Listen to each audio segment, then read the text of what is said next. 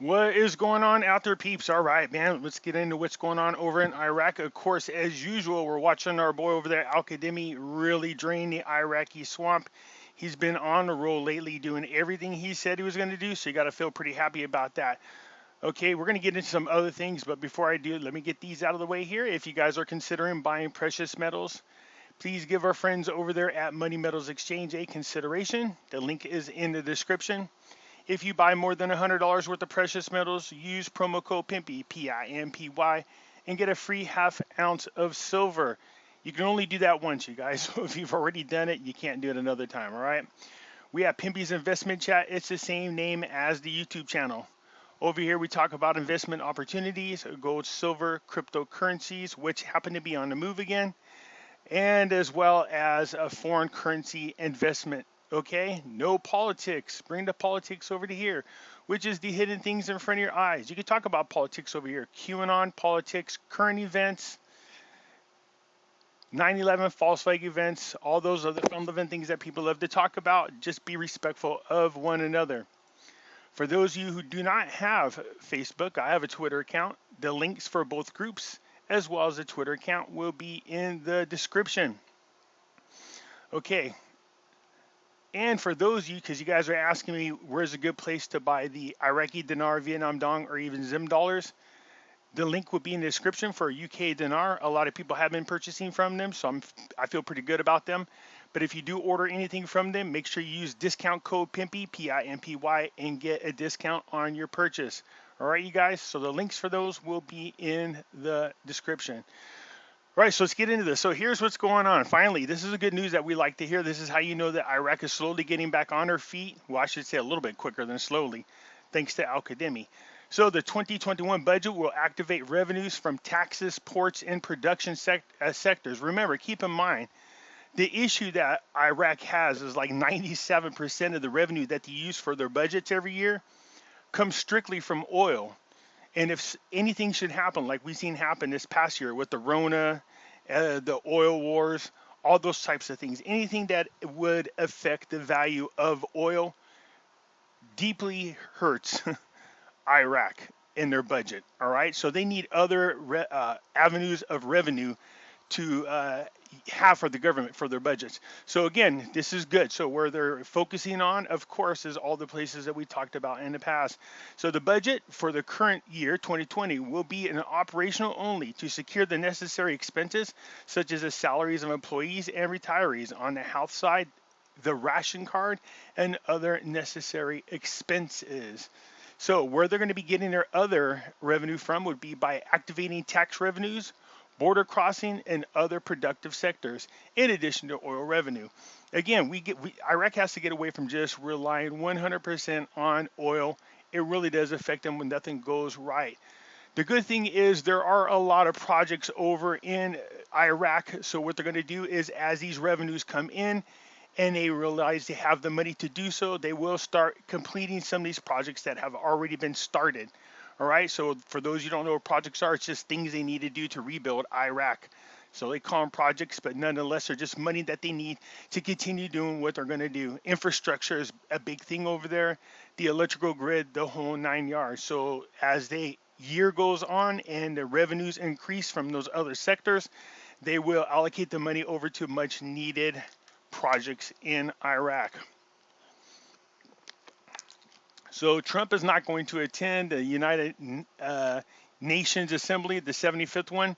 There's no need. I mean, most of it's just going to be via Zoom, I guess is how they're going to do this, or electronically, because everybody is just using the Rona as an excuse not to show up there. So Trump doesn't feel the need to have to be present there. I don't think a lot of people are going to be, quite honest with you. So we will see. But yeah, Trump's not going to show up there. So Sauder is warning Netanyahu, the president of Israel, not to show up in Iraq. Sauder's warning them. Now here's the thing, Sauder, there's a lot of Arab countries that are getting into peace deals with, we know, Israel. So congrats to Trump, who just continues to impress the world with all the deals that he is making. But nonetheless, this ought to be interesting. So Iraq, along with Saudi Arabia, Kuwait, Syria, Lebanon, are countries that are are being talked to about joining this air peace agreement, which I love. But in addition to that, there's two other very interesting groups of people that Trump wants involved in this Arab peace agreement. Iran is one, yep, and Palestine is the other. If Trump could pull that off, that would truly be a miracle. So none, just to get Palestine and Israel on the same page would be a miracle. So nonetheless, Sauter's telling the president of Israel, don't come into Iraq. It's forbidden for you to come here. So we'll see. I don't know if he's made any official announcement about him coming. Okay, so let's get over to our boy over here, Chalabi. Let's just call him Chalabi. Okay, officially takes over the management of the Iraq Trade Bank. Now the trade bank's really good because this is where a lot of people come to get money to do investments in Iraq. So this guy's got a pretty impressive background. So prior to joining the Iraq Trade Bank, Chalabi, who was educated in the United States, held high-ranking positions, the last of which was the position of legal advisor to the current minister, Al-Kadhimi. He also participated in drafting the new Iraq Constitution after 2003, that's pretty impressive, and was appointed the head of Iraq War Crimes Court in 2004. And he is also the advisor to former Prime Minister Mahdi, which is probably the only thing negative on his resume. So here's the thing. Again, this gentleman's taking a position that, like he promises made, promises kept for Al-Kadhimi. He told people he was going to start moving senior people out of senior positions only because he's trying to drain the Iraqi swamp. And one of these is this position right here at the trade bank. Okay. Kurdistan government, once again, they're very optimistic about being able to reach a deal.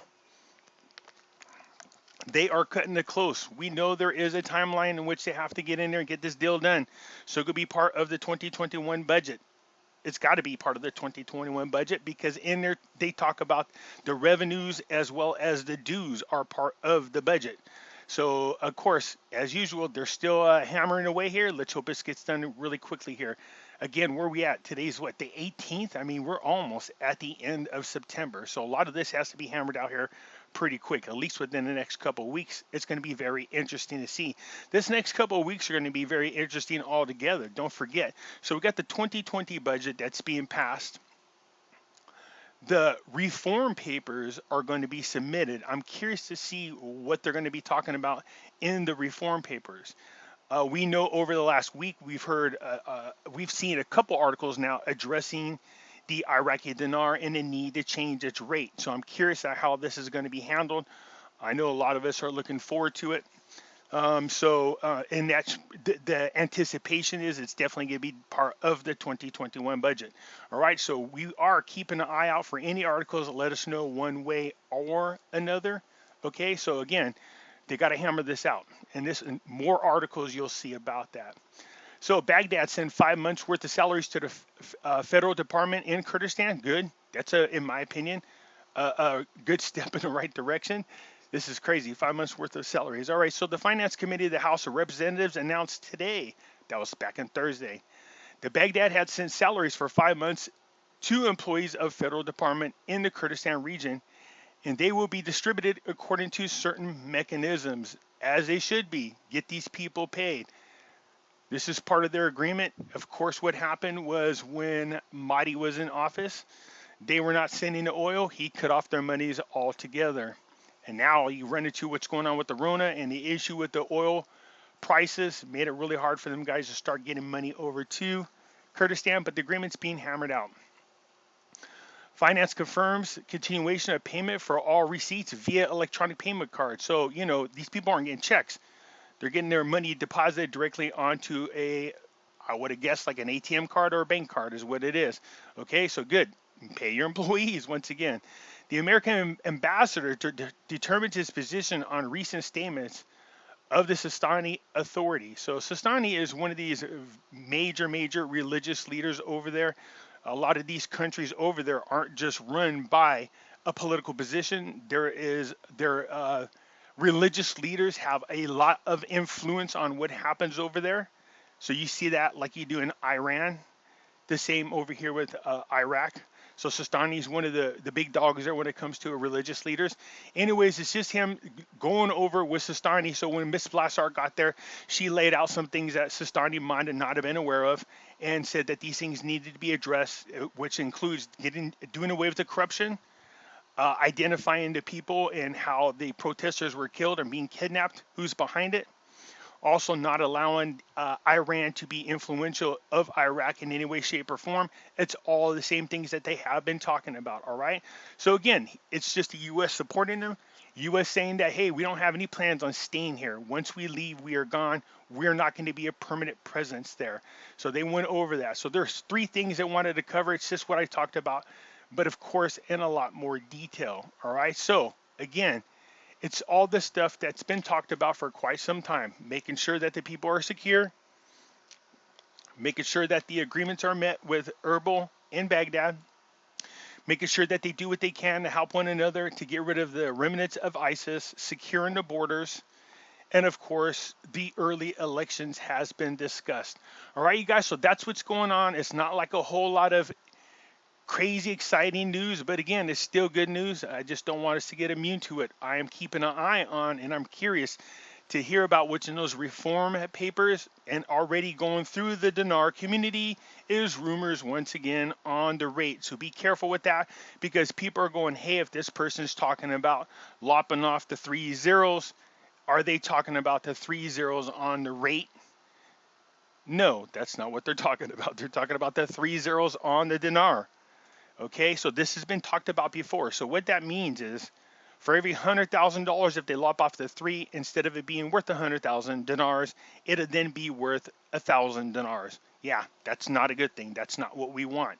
Okay, but again, this has been talked about before. But anytime they lop off the zeros on their currency, it really affects the poor people and the purchasing power. People lose confidence in the dinar and they stop using it and start looking for US dollars to use.